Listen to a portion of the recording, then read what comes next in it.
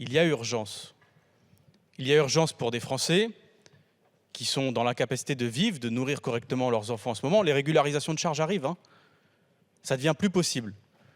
Il y a aussi urgence pour des Français qui sont en train de connaître la fragilité, le risque de sombrer.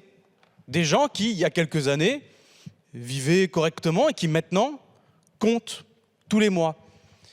Et ce débat-là est important parce que l'année dernière, on a eu le débat. L'année dernière, en juillet, on vous a dit augmenter les salaires. Et on nous avait répondu quoi à l'époque?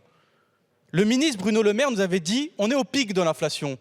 Et donc, vu qu'on est au pic de l'inflation, on ne peut pas prendre des mesures pérennes, il suffira d'une augmentation de primes. Mais vous vous êtes plantés.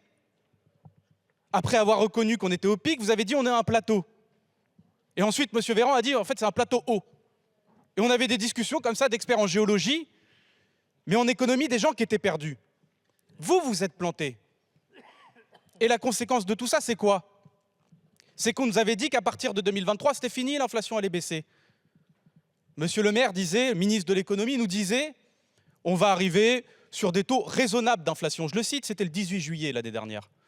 Des taux raisonnables. 7% d'inflation en février, c'est pas raisonnable. Et le résultat concret, c'est que le pouvoir d'achat des gens est en train de baisser. Plus de 2% de pouvoir d'achat en baisse. Et si vous n'augmentez pas les salaires, ça va continuer. Et vous allez vous retrouver face à quoi? Face à des conflits. Parce que les gens ne se laissent pas faire. Les femmes ne se laissent pas faire. À Verbaudet, elles ne pouvaient plus.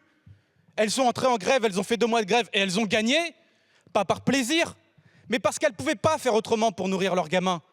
Et donc c'est vous qui allez créer des situations de conflit dans l'entreprise. Donc il faut augmenter les salaires et pour les entreprises qui ne peuvent pas, les aider. On a eu 272 milliards d'euros de collectés cette année avec la TVA. Je pense qu'on a assez pour aider, y compris les entreprises qui ne peuvent pas augmenter les salaires. Merci, voilà, ça c'est une Guiraud. politique économique.